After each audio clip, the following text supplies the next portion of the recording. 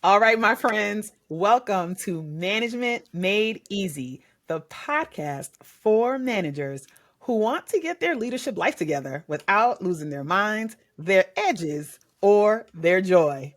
I'm Maria Daltruche, strategy whisperer, truth teller, and your co host who's never afraid to pull a Jamaican proverb out when the moment calls for it. And I'm Kishshana Maria, speaker, coach, CEO of management, and author of Busy is a Four-Letter Word. I created this podcast because I've been in these leadership streets for over 20 years. Oh my God, Maria, like 25 now. Okay, in nonprofits, corporate, and in your favorite community civic organizations. And I know firsthand managing people is hard, but it doesn't have to be.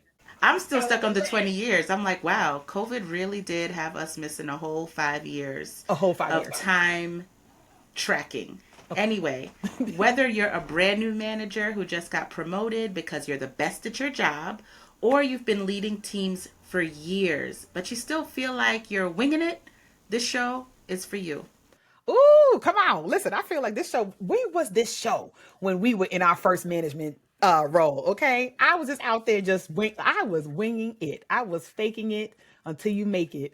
And then, when I had to get Christianified, then I was faking it until I made it. Did I make it? I don't know if we made it. I mean, how are we defining made it also? Fair enough. Listen, I think that's one of the things we're going to have to talk about because how are we actually defining we made it? Okay. So listen, my friend. So what is management made easy? First of all, I want you to know that it's not a fantasy. Okay. This is not your favorite like romantasy novel. Maria, I'm a little obsessed with romantasy right now. So that's why I had to bring that out.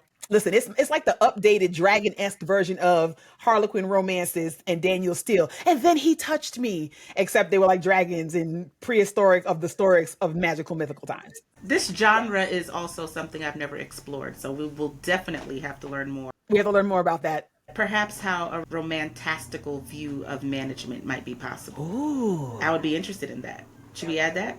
I would be. I would be. So listen, y'all, management is not some toxic positivity Pinterest board, okay? That's not what this thing is. Maria and I are going to be talking about the real, the raw, spicy, and honest tea on how to manage with more ease. And yes, my friends, even in under-resourced, underappreciated, and constantly shifting workplaces. Maria, you know a thing or two about that. I know a lot about the under-resourced, underappreciated environments, and we know that it just gets like that sometimes. You might not necessarily like the potential ways forward to work from that space, or they may be counter to what you've been told you're supposed to do from that space. But sometimes you just get the promotion and there's no training. You get handed the keys to the kingdom, and guess what? Not only is there no map, you have no treasury. Hello. There is no one to collect taxes from. Ooh, Welcome wait to a the minute. kingdom Come of on, Matthew. Kapow. There is caca everywhere. The Clean caca it everywhere. up. So, and you know what? You didn't become a manager to clean up caca. So it's all very disorienting. It's all very disorienting. And yet, a lot of that sometimes can be part of the job. So you have to manage while you're grieving, while you're growing, while you're glowing up, and trying very hard to do that in some integrity, keeping your people together and whole without having to cuss a whole lot of people out. Woo! As soon as you started saying it, I was like, ooh, and don't cuss nobody out. Okay. What immediately came to mind, Maria, was the Real Housewives of New Jersey. I'm a purist. Okay. So I'm talking about season 1, season 2. Okay. When Teresa Giudice flipped the table. Okay. Not only did she flip the table, she did a Jesus bop. She banged that table 2, 3 times. Legs came up and down. And then she flipped the whole thing over. Everything went because she was not with the mess. And I think a lot of times when you are in the role of the manager, particularly for our middle managers who still got to do their own work and have to make sure other people do the work, and they're not necessarily in charge of the strategy. And they work for people that the strategy changes every week because they're not really operating on strategy. They operate on tactics and stress. I just feel like there's a special someone listening, tuning in to this Management Made Easy podcast who is not only middle manager in the workplace, but also sandwich generation in life. And to you, my dear friend, Yes. to you, I say this is temporary. Okay. It will feel as tight as it is, Woo. and it is temporary. And in both of those situations, there is a lot of people, project, and process management going on that you feel like you don't have any control over. That's But I right. really believe that there are going to be some nuggets of support, inspiration, real tools you can use, real things you can be asking yourself, real ways in which you can be directed to redirect everything happening around you, real perspective shifting and reframing that will help you manage the pieces you can manage better, and even model the type of management in that particular space that other people can try to embody, all in service of making the job more easeful. Maybe, I love when Kishshana says this, maybe not easier, but definitely more full of ease. Yes. Because that particular situation, and I know, Kishshana, we've gone back and forth about our love and fascination and also commitment to Generation X in particular. Yes. Look, that middle manager, sandwich generation, also shout out to my elder millennials. Yes. That is a real season of life that some of us have just caught ourselves in. It feels like middle school all over again. Talk the truth. Yeah, I just want you to know, like, it's not just the people on your job. It's the place in your life, maybe. Yeah. It's the person you get to be right now. And I think that's what makes Management Made Easy a way for people to think outside of, if these people at my job would just, if I just at my job could. You are a whole person working on your job. Talk about it. And that's why we built this season around like real questions that managers ask us every day. Okay. Y'all be in my DMs and on Instagram. I need you to book a session. Okay. But we're going to get into that later. Okay. Book a session. It'll change your life. But we're going to talk about things like, why does managing feel so damn hard? And then another question we get all the time is, what do I actually not know about this work? That's important, because if you don't name that I don't know it, you might feel as if it's your role to go figure it out and solve for people, Correct. when that's not necessarily the posture and role of being a manager. Correct. And that leads to martyritis. And y'all, we're going to come back to that in a later episode. But just to give you the quick skinny, that's when you are about to fall on your own sword. But while you go down, you're like, look at me, I'm Sandra D, falling on my sword of too much work. Okay. Oh my goodness. That martyritis, it'll hit you like arthritis. It's kind of, Woo! it's not in service to your authentic self and integrity of holding yourself up and being the best manager you can be, if your default is to fall on your own swords. One of the things that I think we struggle with, particularly when we are managers of intergenerational teams, is the question about entitlement. And so one of the things we're going to talk through is, am I entitled or am I just exhausted? Woo! And what happens when you're both? Oh, Because if you are entitled and have expectations that entitlement leads you to believe you should have, and no one is providing them, you will find yourself exhausted. Mm-hmm. Because it's a never-ending cycle. Ooh, like a never-ending story. Let me tell you, every Gen Xer and older millennials about to be waving with us, okay? Because listen, y'all check the analogies that we're gonna ride between our Jamaican parents, being Gen Xers, having children, wandering in the wilderness of the workplace. Woo! Hello? That was the perfect alliteration.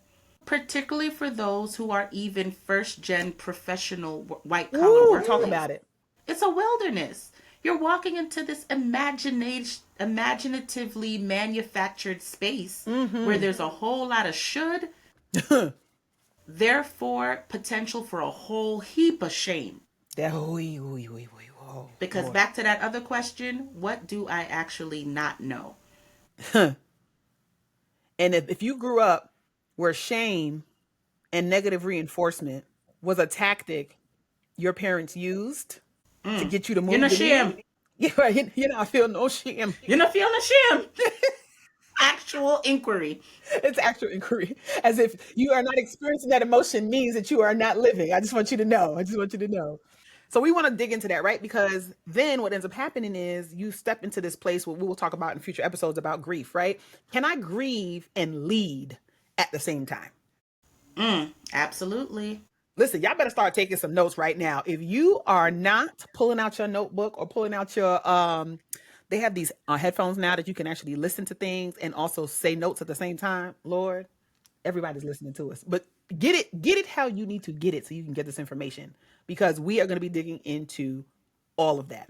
And we're talking about obviously mindsets. We're talking about skill sets. Not only what you have, what's out there, but like how you build a toolbox. I like to call it a toy box. Yes. Oh, I love a toy box. Play with an abundance mindset for a week and see how you feel about it, right? Mm-hmm. And we're also talking about the very messy middle that never makes it into the leadership books. So you're not necessarily going to see this corroborated or much more elaborated in some HBR post or story. SSIR may or may not. That's the what Stanford Social Innovation Review. You know, there we love those places for data and information, but we're talking about things get messy.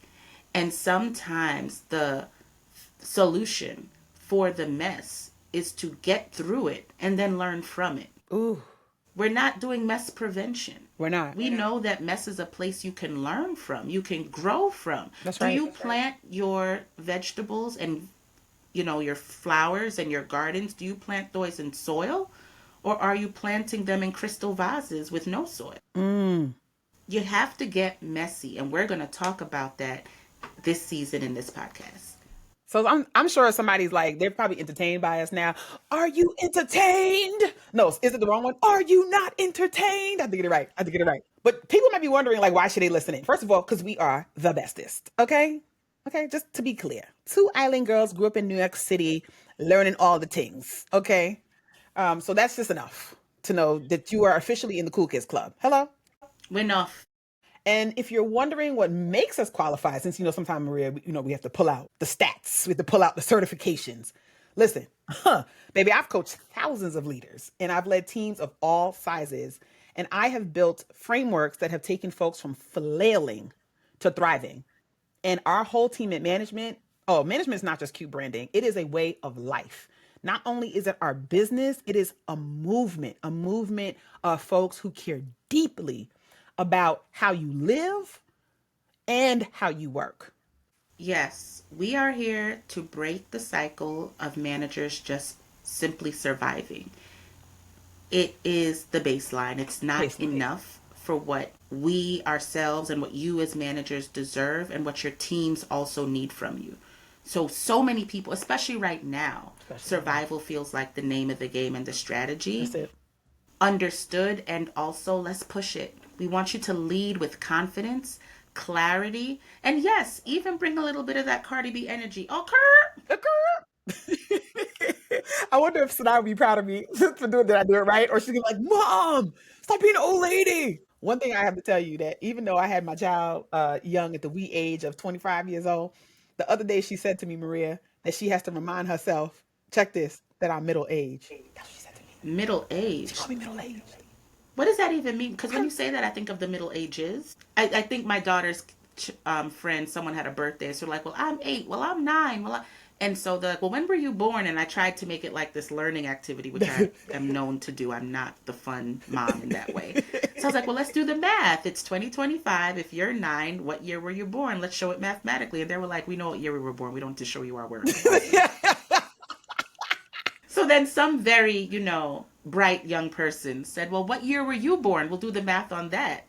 And so I shared the year, Yeah. 1983. And the response to that was like the 1900s. And like I'm dead.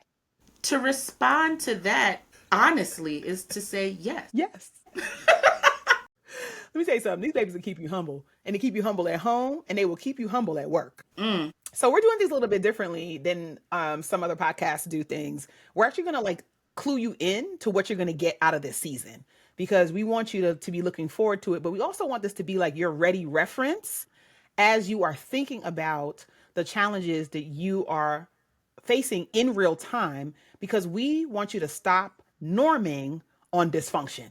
Okay. Woo. We have to get incorporated during the season the sound effects. I want to run a sound effect. We do need to Yes, get the sound I'm effects. gonna look into that. That's on my short list of to dos. I'm getting Yes. a. Well, I don't know what episode it's gonna make its debut. The sound effect board is coming, Yes. We got to do it.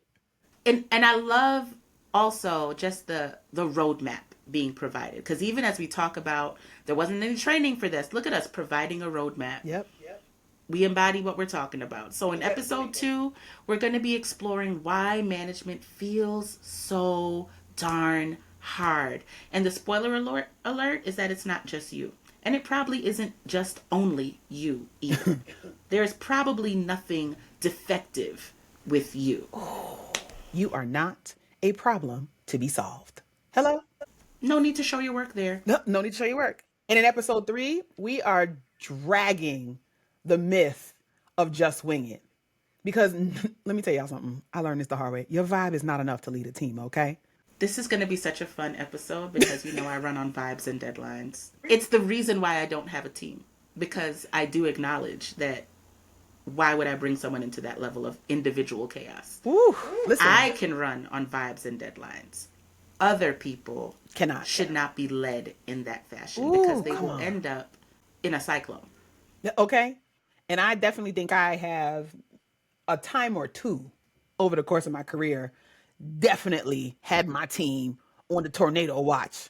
Like the tornado chasers, and we in the pickup truck, okay? In the flatlands of the US, and we are racing against the clock. Somebody leaning out the window with the camera, okay? Somebody That would have been me. That would have been me. Right. I would have taken that role on. Somebody in the back grabbing their rosaries. Dear God, I just want to say that if today's gonna be my day, and then me in the front driving, it's gonna be great, guys. We're doing it. Let's go on a side quest while we're out here. Oh my gosh, what a great visual. If you haven't seen the original Twister, you need to, because that makes that so much more rich. Again, the references to the culture here is important. And we're also going to dive into the lies you were likely told about leadership, the habits you hold back, and the tools you need to build the career that you actually want. Oh. Maria, you and I were talking about the fact that it took you forever, because I'm actually following in your footsteps on this one, like really just surrendering so I can understand what my purpose is in this season of my life, and acknowledging that I have been really successful charting somebody else's path. And even that path wasn't clear. Look, it's, I believe, first of all, so honored that you following in my footsteps on that. I like that we are, doing a dance together. Mm-hmm. And yeah, we could get into it when we get into that episode. But I do think that as we refer to lies you were told and habits you hold back, there's this underlying focus on the rewards of management, kind of to incentivize you to keep going no matter what, because you've been promised this reward. Meanwhile, the goalpost keeps moving. Yes. Without a complimentary conversation about the risks that you might have to take to be a leader, to exceed in management, and how a lot of it is around charting your own course, even on a blueprint that might already be existing. Absolutely. You're the first you to ever chart the course you're on. Come on. Even if that roadmap has existed for generations, right? You're the first you to do it.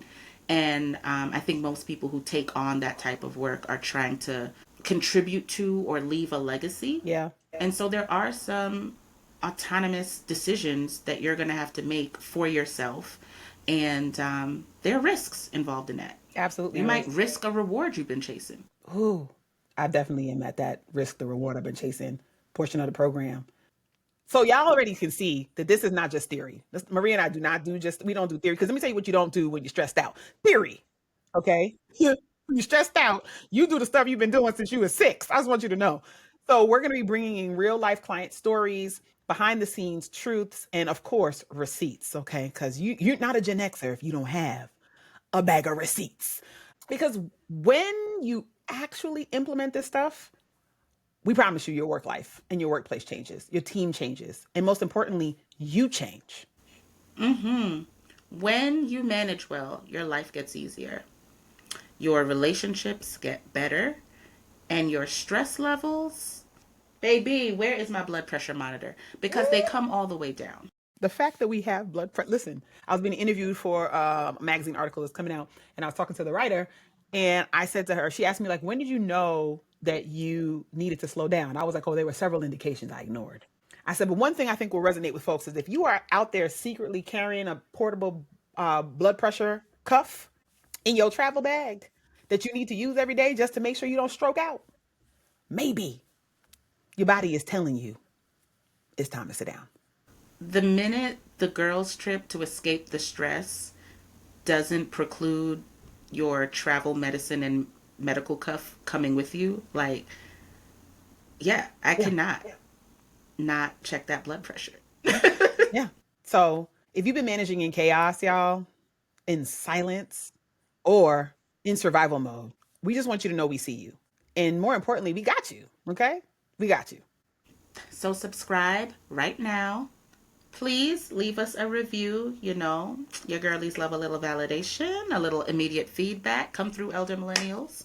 Come on, come And you through. want to join us every week for the spicy truth and the tangible tools you've been craving. And when we say every week, don't make it an extra add on. If you're taking a walk, add us to the walk. If you've got 20 minutes before your next big meeting, that's when you need to be listening to us. Oh, I love that. Yeah. Like we don't want you to do more. In fact, that goes against everything that we will be talking about, which is do less from folks who are managing that process and walking that walk right now. Okay. And we're going to talk about the messy. So it's time to lead with ease, my friends. And let's just go ahead and make management easy. Are you in? 100%. Woohoo! All right. So subscribe on Apple, Spotify, or wherever you get your podcasts. Follow us on IG at Kishshana Palmer and at the Dopwell Group. It'll be in the show notes. Drop a review and tell us what's been the hardest part of management for you. We look forward to seeing you on the next episode. Keep it locked, and we'll be back real soon. Miss us.